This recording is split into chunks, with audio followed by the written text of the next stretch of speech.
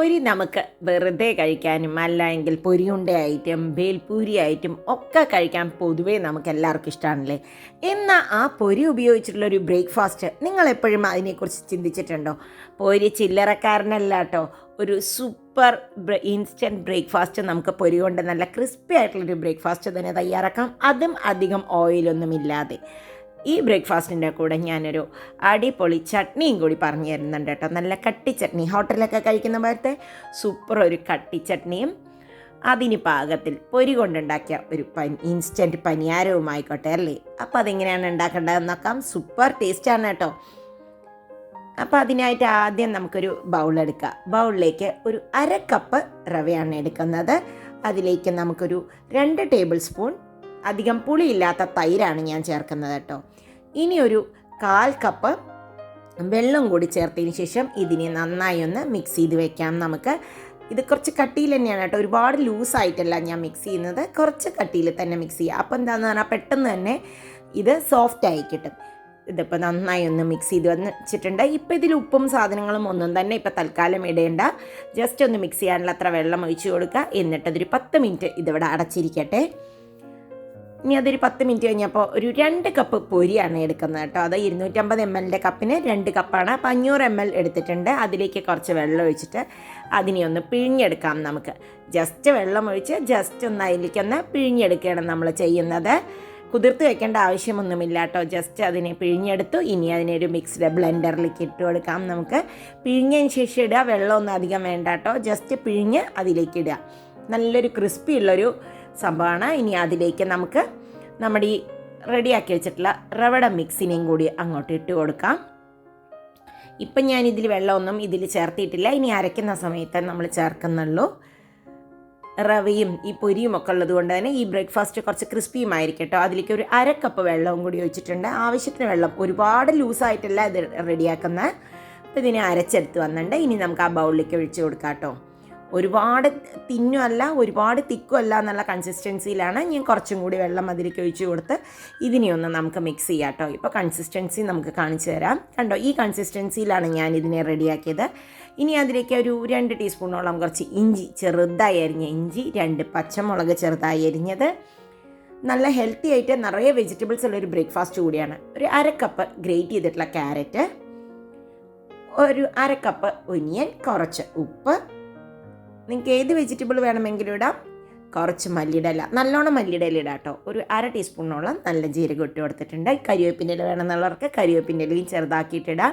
ഇനി അതിനെ നന്നായി ഒന്ന് മിക്സ് ചെയ്തിട്ട് നമുക്ക് റെഡിയാക്കാം. ഇതിപ്പോൾ അധിക സമയമൊന്നും എടുക്കില്ല കേട്ടോ, 10 മിനിറ്റ് നമ്മൾ ആ റവ കുതിർത്താൻ മാത്രമേ ടൈം എടുത്തുള്ളൂ.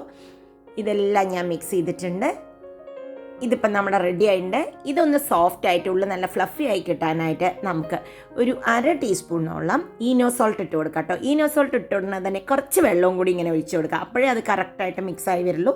എന്നിട്ട് അതിന് ആ ബബിൾസ് ഫുള്ളായിട്ട് എയർ പോവാത്ത വിധത്തിൽ ജസ്റ്റ് ഒന്ന് മിക്സ് ചെയ്ത് നന്നായി എടുക്കാം. ഈനോ സോൾട്ട് ഇല്ലാത്തവർക്ക് കുറച്ച് ബേക്കിംഗ് സോഡ ചേർത്താൽ മതി.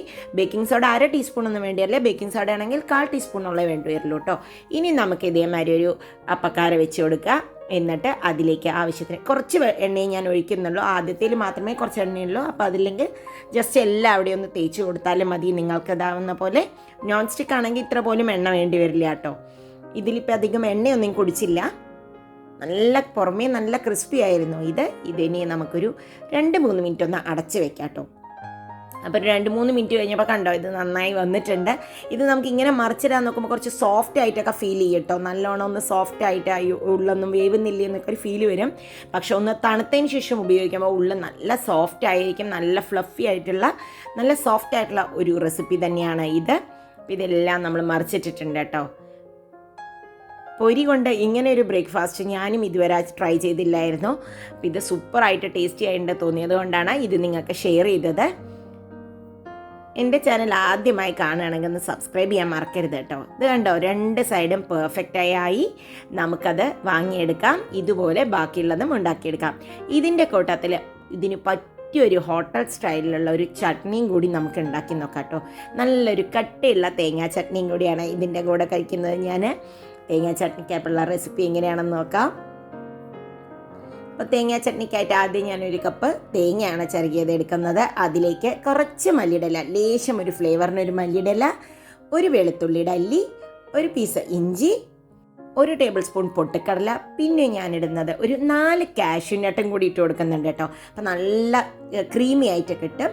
ഇനി അതിലേക്ക് നമുക്ക് കുറച്ച് പച്ചമുളക്, ഒരു 3 പച്ചമുളകും കൂടി ഞാനതിലേക്ക് ഇട്ട് കൊടുത്തിട്ടുണ്ട്.